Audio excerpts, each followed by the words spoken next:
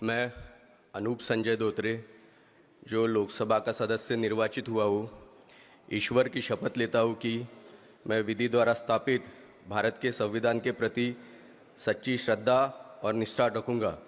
मैं भारत की प्रभुता और अखंडता अक्षुण्ण रखूँगा तथा जिस पद को मैं ग्रहण करने वाला हूँ उसके कर्तव्यों का श्रद्धापूर्वक निर्वहन करूँगा। जय जवान, जय किसान।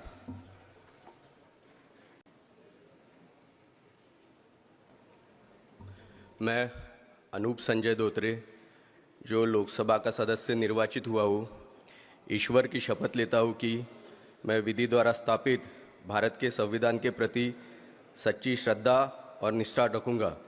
मैं भारत की प्रभुता और अखंडता अक्षुण्ण रखूँगा तथा जिस पद को मैं ग्रहण करने वाला हूँ उसके कर्तव्यों का श्रद्धापूर्वक निर्वहन करूँगा। जय जवान, जय किसान।